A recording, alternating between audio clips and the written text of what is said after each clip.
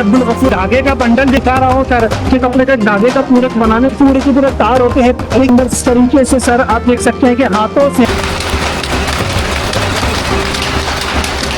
होता है sir. Hello जी, अस्सलाम वालेकुम। मेरा नाम इरफान खैर जनाब। सीन्स कुछ ऐसे है कि अभी मैं मौजूद हूँ बुरहानपुर के अंदर। बुरहानपुर एक तारीखी शहर है, कहीं मुगलों की कब्रों से लेकर कहीं अल्लाह वालों की कब्रें इस बुरहानपुर शहर के अंदर सर दफन है। और अभी मैं मौजूद हूँ अब्दुल गफूर अंसारी साहब के साथ में। और अब्दुल गफूर अंसारी साहब सर बहुत ही बेहतरीन इंसान है और इनका एक लूम का कारोबार है जहाँ पर कच्चा कपड़ा बनकर तैयार होता है, धागे से कपड़ा बुनकर तैयार होता है सर। और इनका ये जो बिजनेस है यानी अंग्रेजों की हुकूमत के वक्त से सर इनका जो कारोबार है पीढ़ी दर पीढ़ी खानदानी धंधा इनका चला आ रहा है। और अभी अब्दुल गफूर अंसारी साहब इनके इस लूम के कारोबार को सर चलाते हैं। अब्दुल गफूर अंसारी साहब ने मुझे ये भी बताया और मशीनें भी दिखाई कि अंग्रेजों के वक्त की सर अंग्रेजों की जब हुकूमत थी इंडिया के अंदर उस जमाने की भी इनके पास में अभी भी वो जो मशीनें हैं जिससे कपड़ा बनकर तैयार होता है वो भी अभी अंदर मौजूद है और प्रॉपरली रन भी कर रही है। और अब्दुल गफूर अंसारी साहब ने मुझे बहुत कुछ बताया है इस लूम के कारोबार से रिलेटेड।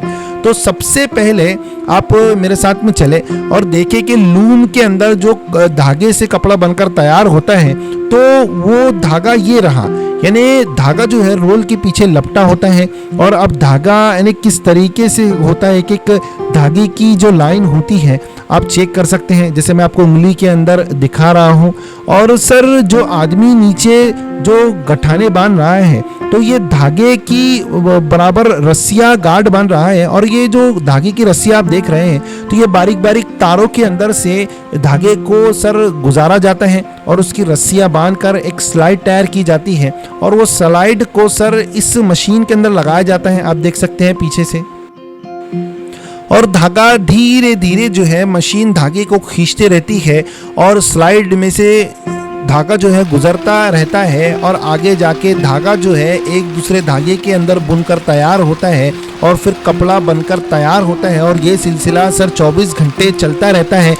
जिस वक्त में कारीगर खाना खाते हैं उसी वक्त सिर्फ ये मशीनें बंद होती है, वरना सर ये 24 घंटे चलती रहती है। सर बुरहानपुर के अंदर कहीं लातादाद आपको ऐसे जो है लूम के कारोबार मिलेंगे और वो 24 घंटे चलते ही रहते हैं। और ये जो कपड़ा बनकर तैयार होता है तो ये कपड़ा बड़ी बड़ी फैक्ट्रीज के अंदर जाता है, वहाँ पर कपड़ा कलर होता है, अलग अलग शेप के अंदर डिज़ाइन होता है सर, प्रिंट होता है और फिर मार्केट में आता है। कोई शर्ट की शक्ल के अंदर, साड़ी की शक्ल के अंदर, दस्ती की शक्ल के अंदर, पैंट की शक्ल के अंदर। लेकिन यहाँ पर कच्चा कपड़ा जो है सर वाइट कलर की शक्ल के अंदर बनकर तैयार होता है, उसके रोल होते हैं सर। बड़ी बड़ी कंपनी जो है इनसे खरीदती है। आप देख सकते हैं सर कितनी पुरानी पुरानी मशीनें यहाँ पर मौजूद है। और एक कपड़ा आप गौर से देख सकते हैं कि धागे किस तरीके से मिलती है और मशीन में तैयार होता है ये कपड़ा बनकर। और मशीन की स्पीड आप देख सकते हैं कि बंदूक की गोली से भी ज़्यादा स्पीड फास्ट होती है इस मशीन की।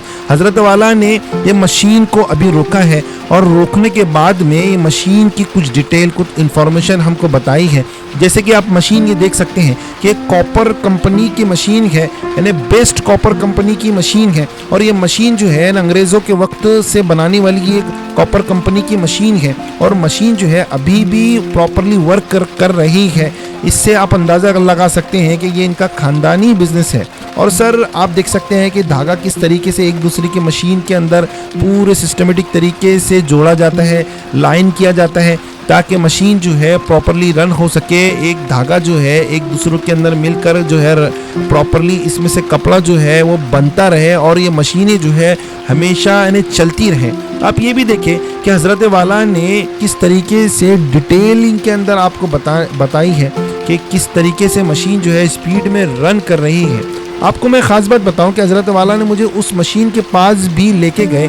आप देखिए ज़रा ये मशीन को, यहाँ पर आप चेक करें और मशीन के ऊपर तारीख लिखी है 1934। यानी इससे आप अंदाज़ा लगा सकते हैं कि उनके ख़ानदानी पीढ़ी यानी उनके वालिदैन, उनके बाप दादाओं ने उस ज़माने के अंदर मशीन को ख़रीदा था, परचेज़ किया था और आज भी उनके पास में मशीन मौजूद है 1934 का मॉडल।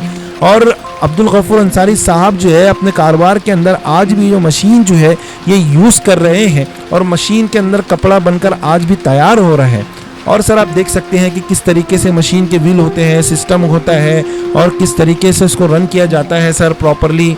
और आप देख सकते हैं कि यानी अब्दुल गफूर अंसारी साहब जो है इस कारोबार के अंदर यानी कितनी मेहनत की होंगी उन्होंने कितना अपना वक्त दिया होगा और उन्होंने अपने ख़ानदानी धंधे को आज भी ज़िंदा रखा है और पीढ़ी दर पीढ़ी ये चलता आ रहा है। कितने बारीक बारीक धागे होते हैं सर, आप चेक करें, और इससे कपड़ा बनकर तैयार होता है। यानी मशीन बनाने वाले को भी दिमाग जो है यानी वाकई के अंदर अल्लाह तबारक व तआला ने दिया है।